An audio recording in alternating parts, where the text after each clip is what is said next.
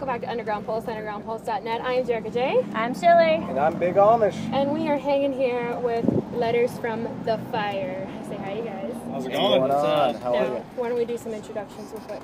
Yeah, I'm Clayton, bass guitar. Grayson, play guitar. Elliot, lead vocal. Awesome. When you want to go first? You guys coming on the scene has been, you came out with a cover, Eleanor Rigby. Yes, we did. It's amazing, by the way. Thank you. What are your thoughts on coming out with a cover?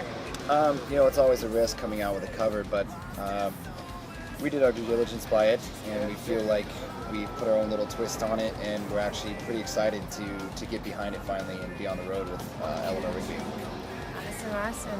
Very nice. And it's gotten a lot of attention, it's on Octane now, right? Yes, it is. And it made quite an impression on the rock charts. Have you guys actually released your debut EP, or are we still waiting for it? So I was trying to find it. Yeah, so we haven't released our EP on iTunes or anything, no digital release, but we do on this run have physical copies that we are selling at each and every stop. Yeah, we're selling the EP here on tour. Look for a full length probably next year. Yeah. And what other songs are on your EP? There is 5 songs on there. Some that you will hear on our record. There's an acoustic track also. We will be rolling out a new single called Zombies in the Sun here in a few weeks. Just putting some final touches up on the music video. Oh. But I think we're rolling that out there. Yeah, that should be rolling out here hopefully in August. Like Elliot said, we're doing a couple of things with the video, just doing some final edits and whatnot. But that should be rolling out hopefully around the same time as the EP is actually rolling out digitally and on our merch store and everything. So that's probably mid to late August. Yeah. Right on. Zombies in the Sun. Where'd that name come from? Yeah. So I wrote that song basically about, I have friends, family, and loved ones who have fallen into addiction, and it's a call to action for them to wake up. And basically, so many times seeing how different they were, between day and night. So I thought of metaphorically speaking, and Zombies in the Sun. Nice. Now, is the music video going to be more zombie related or more related to the meaning? Definitely not zombie related. No George A. Romero But yeah, stuff. a little bit closer to the meaning, but not going to give anything away. Right on. Now, you guys actually had a change in vocalist. Elliot. Elliot, well, the band's been through a lot of changes. Grayson and myself and Mike, the other guitar player, have been playing together for about 5 years. We went under a different name, and we've had several different lineup changes. So. How do you feel with no offense, Elliot? I'm sure you're amazing. I can't wait to see you guys live. But with changing a vocalist, did you guys have that turmoil of going through? Should the band just start over under another name or change everything? Well, it's funny because actually right before we switched vocalists, we actually changed the name to Letters from the Fire. So then we were like, oh, okay, I mean, it's brand new. We can still, change stuff up and whatnot. So I think it was more so just finding the right voice, because we've been through that process before, and it's really difficult.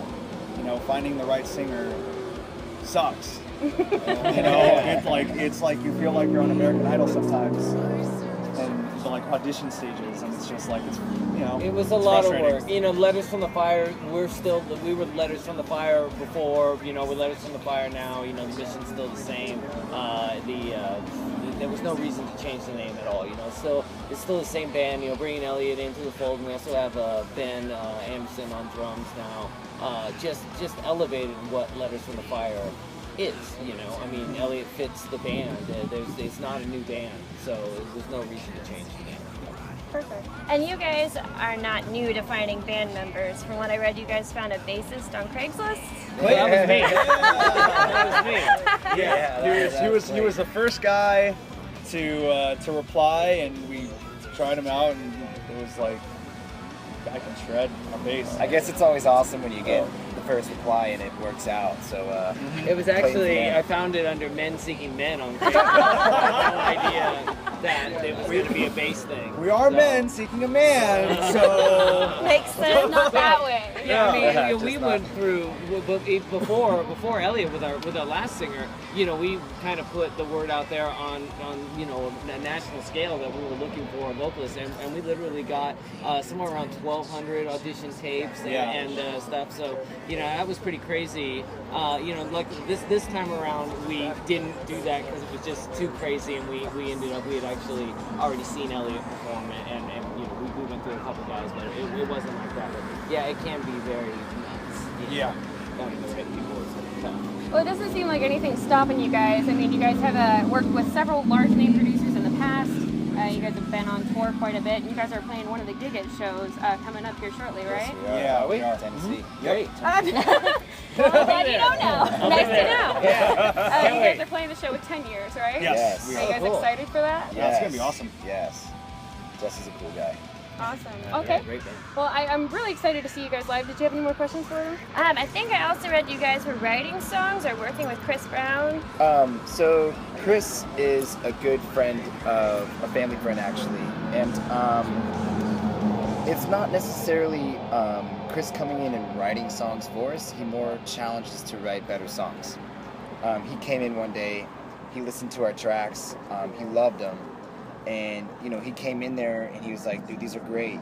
Just constantly, when you think a song's done, it's not. Just remember that, and always put your best foot forward when writing a song." He really challenged us to bring out our songs as much as possible. He didn't do any of the writing.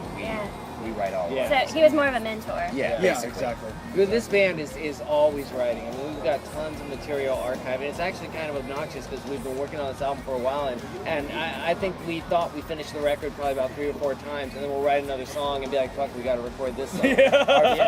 The first song you're gonna hear tonight is actually one we did right before we hit the road. Yep. And we sent it off to management, and they're like, after Zombies in the Sun, that's gonna be your other single after that. So Exactly. it's crazy. Most songs that you come up with, exactly what Clayton said. Like, you think the record's done, then all of a sudden you have 3, 4 other songs where management's like, "Oh, we gotta get that one on," and you're like, "Well, which one do we take off then?" It's kind of but we do have an archive of songs that go That's back. great. Yeah. Have backup. Yes. Well, it's good to know that your management and your label are, they have so much faith in you guys. Yes, they do. Yeah, it's awesome. So how do you decide what goes on and off your album? We fight, we really. fight. We Yeah. bicker back and forth. We get in the ring and Yeah. punch it We out. put on boxing gloves and we, fight it out, and then whoever wins, Yeah. Each of us have a shirt on that has the name title and Yeah. this Well, song on. Yeah. We're all pretty connected to all the material, so it actually does get pretty tough. Even putting our sets together because we have a limited time on stage, it's tough, man. We're really trying to cram everything in, and you can't put out, especially with a new band. It's not like the first record's going to be a double CD. I wish it could because we love all the songs, so Yeah. we don't know what's going to be on the record, and we probably won't know until we're holding the physical copy in our hands. That's so. the truth. Well, I know that we're looking forward. I got one more question for you, and it was something I saw on your guys' Facebook that you and Crispin sang an Audio Slave cover. Are we going to hear that tonight? You may just hear that tonight. Day-to-day We're a basis huge there. fan of covers, so when we saw the Eleanor Rigby thing, we're like, ha, look, the band just for us. Awesome. That's awesome. Well, we're really looking forward to seeing you guys live. Real quick, can you guys give us your links? Sure. yeah. So you can check us out at lettersfromthefire.net, also facebook.com/lettersfromthefire, and then our Twitter and Instagram @LFTF Music.